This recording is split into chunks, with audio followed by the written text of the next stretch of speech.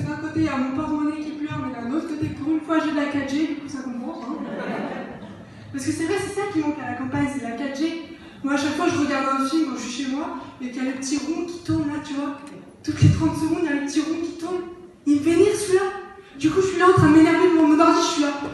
Tu peux fonctionner, s'il te plaît? Allez. Allez. Maman, il y a l'ordi, il ne veut pas fonctionner. Je fais peur. Hein. Et du coup, c'est pour ça que j'ai voulu aller à Paris.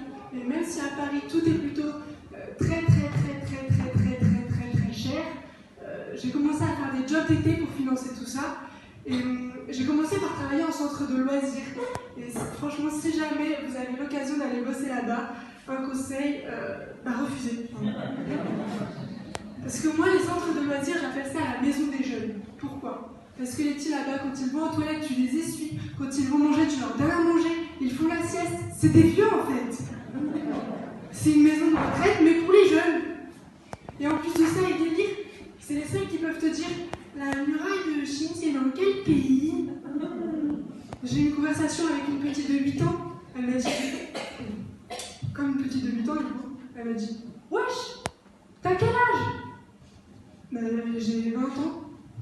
Et tu vas encore à l'école? Non, oui, mais je travaille, tu vois. Et pourquoi tu travailles? Pour gagner un peu d'argent et pouvoir me nourrir aussi. Et pourquoi tu te nourris? Et encore, c'était que le début, parce qu'après, elle m'a demandé pourquoi l'herbe ça pousse par terre? Je sais pas, t'as déjà vu l'herbe pousser dans les nuages? Bah ouais. Et t'as fumé quoi exactement? Et j'ai dit ah oui, t'en veux? Du coup, je suis partie, hein. Enfin, j'ai pris la weed et je suis partie après, on fait les choses bien. Et j'ai fini par bosser à la poste. Et je me souviens très bien, le premier jour que je suis arrivée, on m'a dit tu vas voir, le tri et la distribution c'est compliqué. En plus de ça, sur ta tournée, il y a des chiens. La première semaine, tu vas galérer.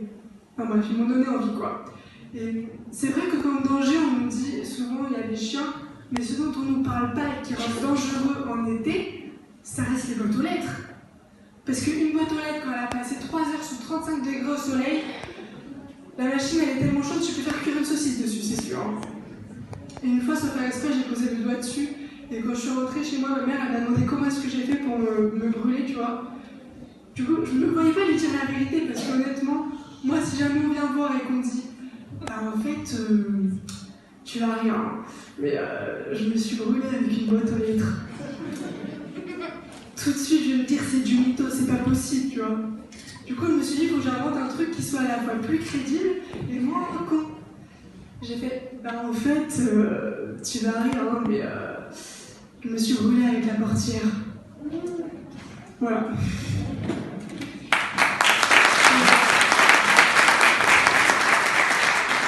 À ce moment-là, je sens le regard de ma mère, tu vois, qui est là, qui se dit, mais quel est con.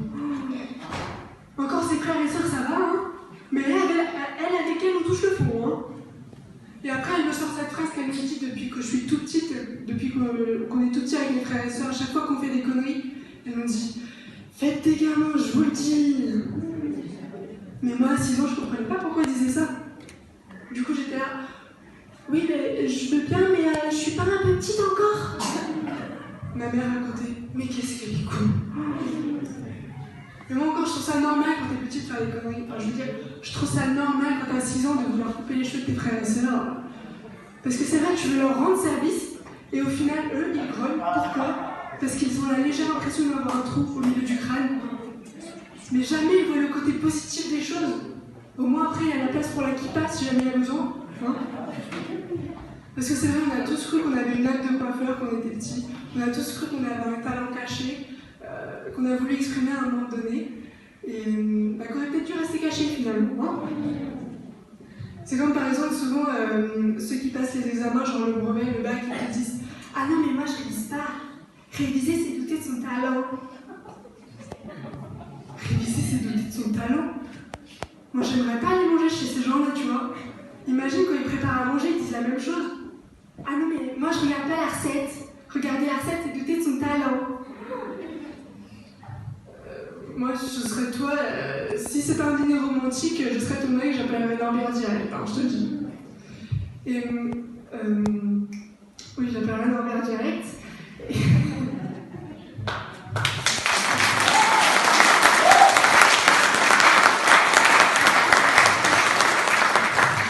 Ces gens-là, ils font les malins en face de toi, alors que je suis sûre, chez eux, t'as des feuilles de révision partout, leur manuel ouvert, leur ordi ouvert sur YouTube avec une vidéo de C'est pas sorti en fond, et sur leur bureau, une peluche emoji crotte pour te rappeler que t'es dans la merde. Merci.